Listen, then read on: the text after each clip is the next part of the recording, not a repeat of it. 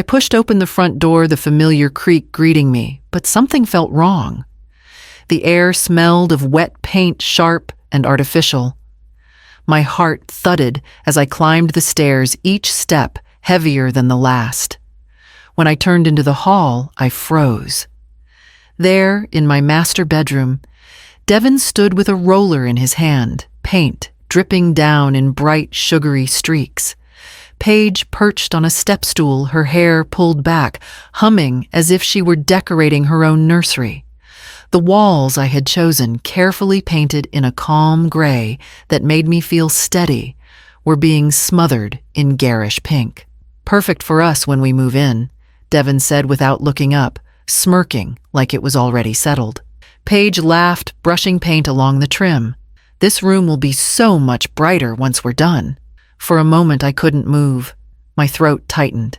That room had been mine alone, the one place I allowed myself peace after years of sacrifice. I had chosen every detail with care.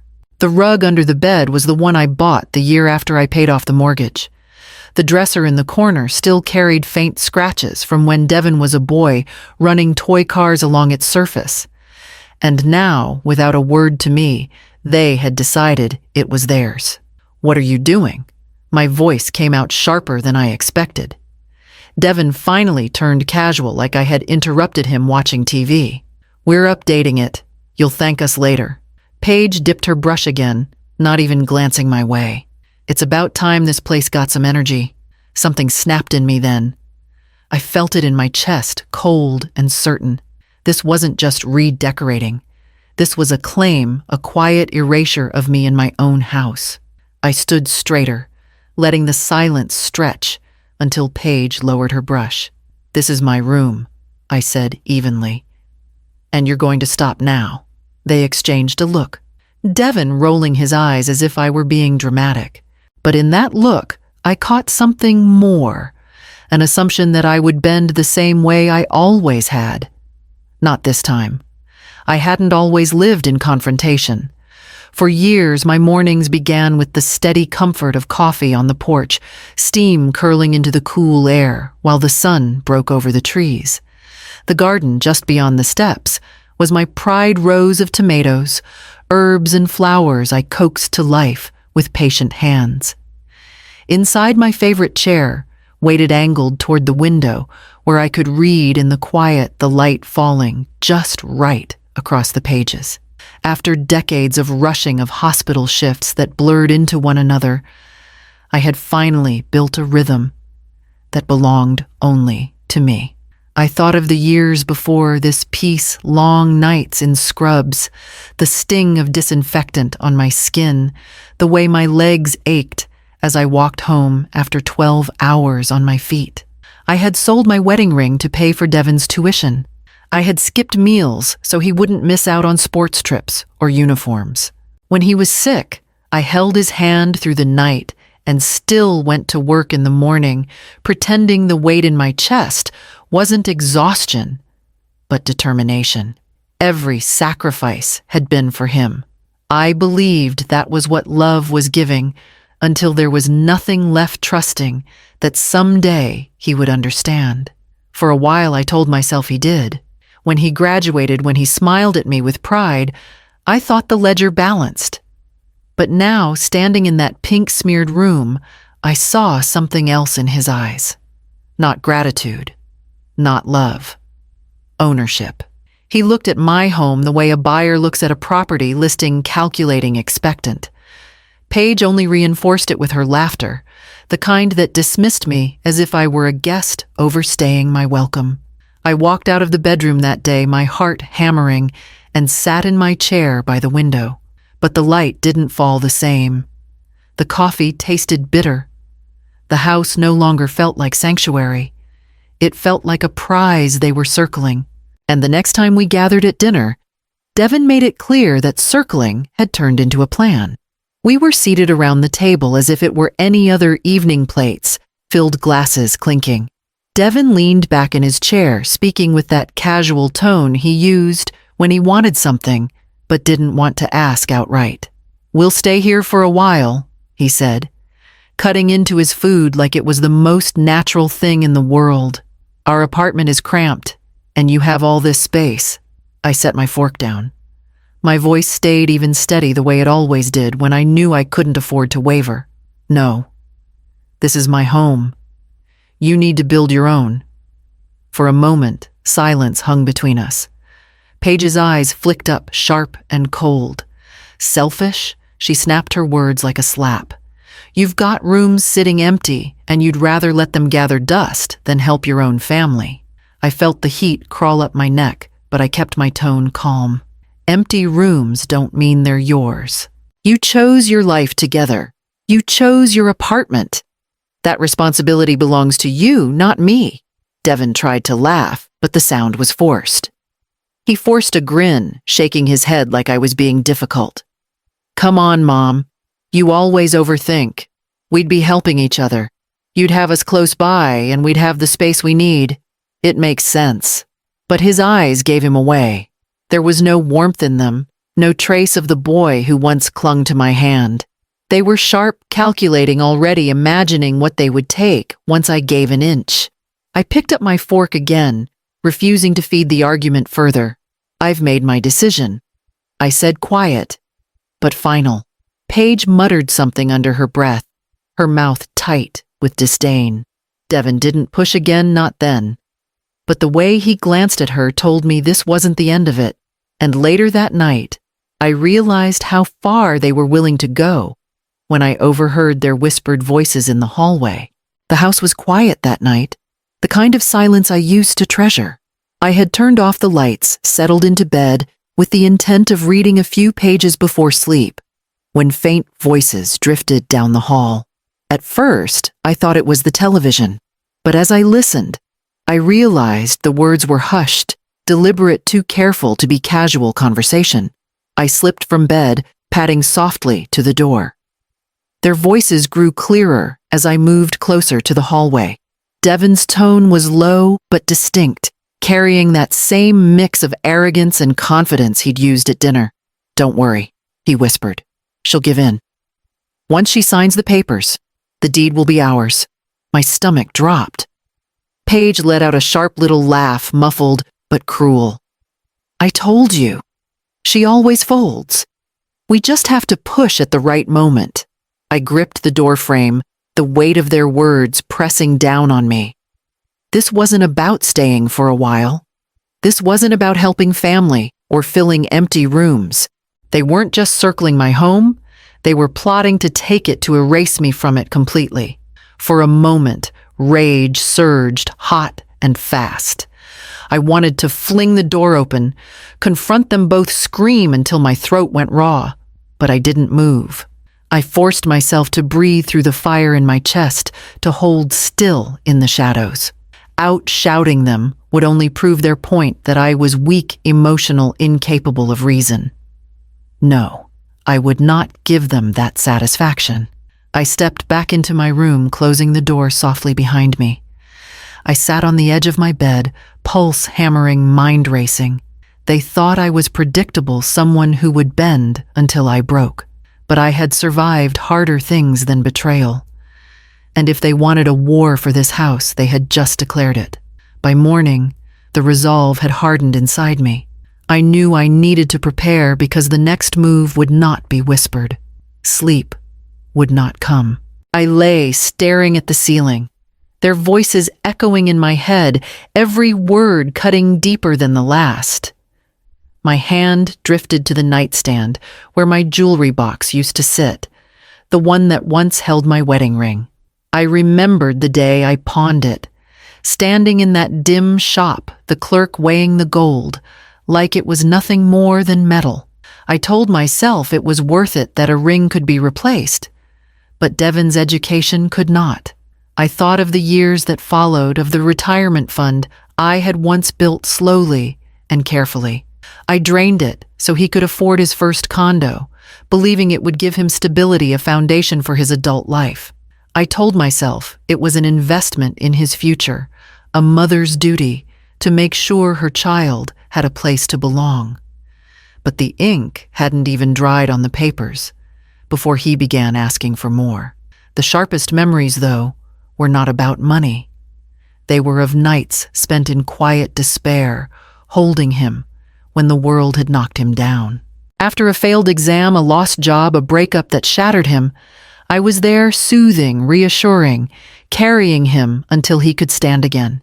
Each time I told myself that love meant sacrifice, that my strength would be enough for both of us.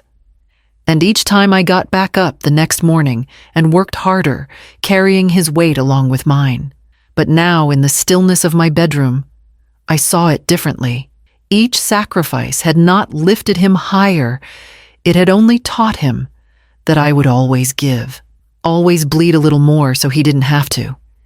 He hadn't learned resilience. He had learned entitlement. A hollow ache filled my chest as I whispered into the dark. Did I raise a man, or did I create someone who only knows how to take?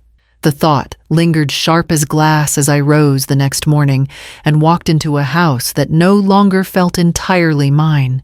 And that was when I found the invasion had already begun.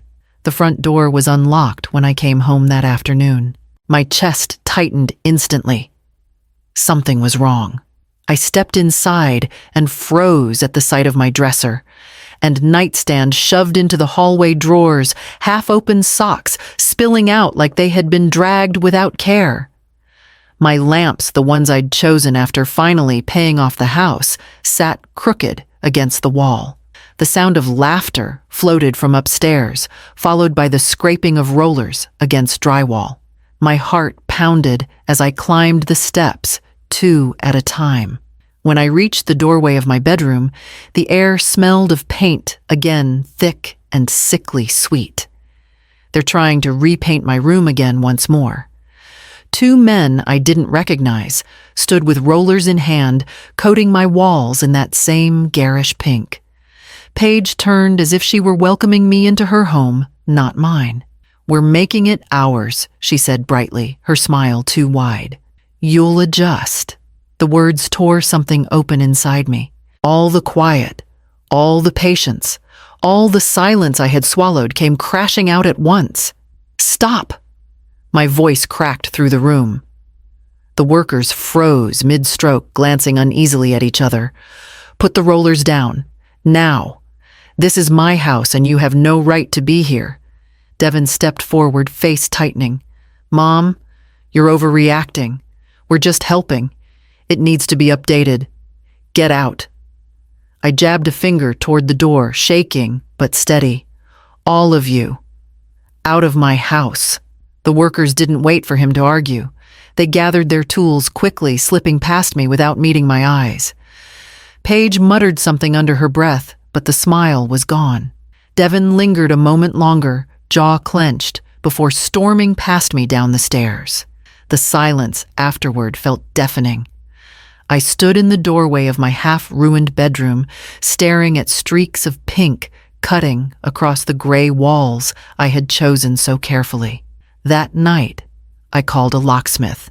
Every lock on every door was changed, and as I sat at the kitchen table with a cup of coffee, trembling but resolute, I knew I couldn't wait for them to return.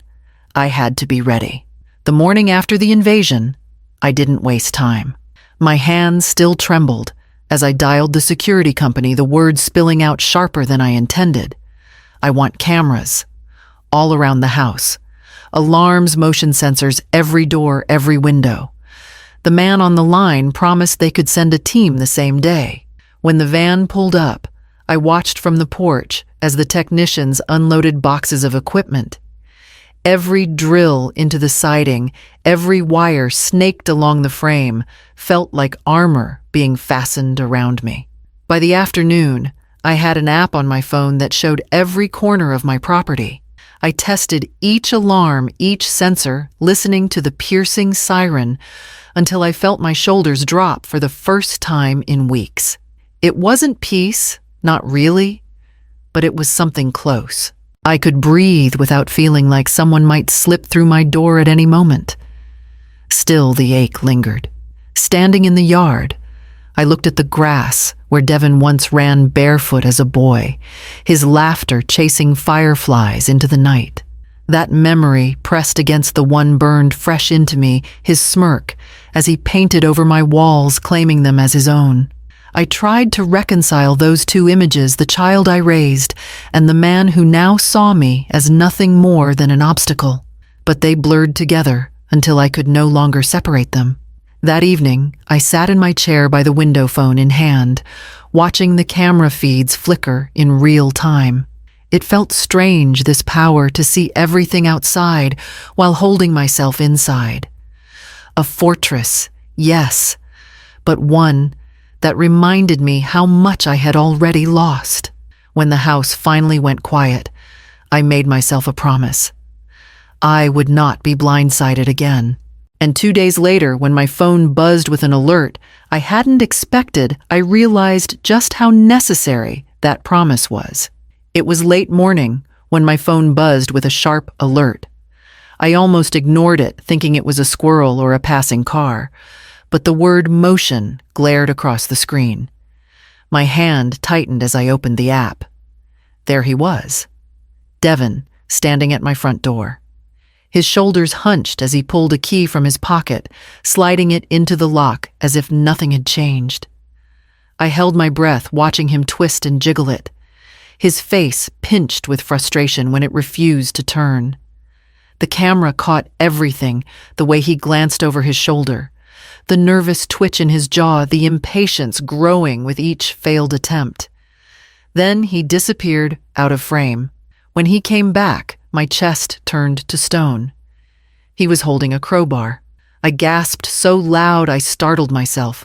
On the screen, my own son wedged cold steel between the doorframe and the lock, shoving hard, his teeth clenched. The alarm shrieked, lights flashing in the video feed. Devin stumbled back, eyes wide, before bolting to his car. In seconds, he was gone, leaving the crowbar tossed in the grass. I sat frozen for a long moment, the phone slippery in my hand. Then instinct took over. I saved the footage, copied it twice, and grabbed my keys. The drive to the police station blurred my vision swimming, but I walked in steady. "I want to file a report," I said. Placing the phone on the counter. Attempted break-in. "I have video proof." The officer's expression hardened as he watched. Devin's face was clear, his actions undeniable. The report was taken, the evidence logged. That night back at home, I sat in the dark with a cup of coffee gone cold. The sobs came slowly, deep and raw, not just for the door he tried to break, but for the bond I knew I had just shattered. By the next evening, the phone calls began, his voice no longer calm or entitled, but desperate. The call came from the police before nightfall. Devin had been picked up. The word struck me with a strange mixture of relief and heartbreak. My son, my only child, sitting in a cell because I had chosen to protect myself. I sat at the kitchen table staring at the silent phone, waiting for it to begin. And it didn't take long. The first ring was Paige, her voice shrill and frantic. "Kala, please, you have to drop the charges." Devin didn't mean it. He was just frustrated. "We'll leave you alone, I swear. Just fix this before it ruins his life." I listened, silent. She kept talking, words tumbling over themselves until I finally spoke. "No, not unless I have your promise. No more keys, no more surprises, no more schemes. You stay out of my house, out of my business, and away from me." There was silence on the other end. For once, she had nothing clever to say. Then Devin's voice came hours later, raw and desperate from the jail phone. "Mom, please. I made a mistake. I wasn't thinking. I'll never do it again. Just tell them you want to withdraw. I'll walk away. I'll leave you alone. Please." My throat tightened, but I forced myself to remain steady. "I'll withdraw only if you mean every word. You leave me in peace. No more attempts, no more lies. If you break that promise, I won't protect you again." He breathed heavily, then fell quiet. The silence stretched until it was almost unbearable. Then finally, "Fine, I agree." The next morning I returned to the station, and signed the paperwork to withdraw my complaint. Devin was released later that day. When I came home, the house was quiet. For the first time in months, there was no laughter echoing down the hall, no smell of paint invading my bedroom, no threats hanging in the air. And in that silence, I felt the weight of what I had traded family for peace as I turned toward the life waiting for me behind my locked doors. The months that followed unfolded with a quiet I hadn't known in years. No more pounding on the door. No phone buzzing at midnight with demands or insults. The silence stretched not heavy this time, but light like air, finally moving through a room that had been sealed shut. I heard bits and pieces about Devin and Paige through family. A cousin stopped me at the grocery store, speaking gently, as if she weren't sure I wanted to hear. Paige was pregnant. They were barely scraping by, moving from one short lease to the next, always behind on bills. I nodded, offering no judgment, only the briefest of polite words. Inside, I felt nothing but relief. Their struggle was no longer mine to shoulder. Each morning, I found myself reclaiming the life they had tried to take. I planted new rows in the garden, pulling weeds until my hands ached, then standing back to admire the green pushing through the soil. I repainted the kitchen a shade of soft cream that caught the morning light just right, and every evening, I returned to my master bedroom. The walls, once again, the calm gray I had chosen, the color that made me feel steady. The pink was gone, erased as if it had never existed. Sometimes, as I sat, with a book in my lap, I would think of Devin as a little boy, his laughter filling this same house. The ache of those memories was still there, but softer now, no longer sharp enough to wound me. I let the memories come and go like visitors I no longer feared. One evening, I stood at the window overlooking the yard, coffee cooling in my hands, and whispered to the empty room I chose myself. And I'd do it again. The words settled into the walls, into the garden, into every corner of the house I had fought to keep. And for the first time in a long time, I felt at home, not just in the house, but in my own life.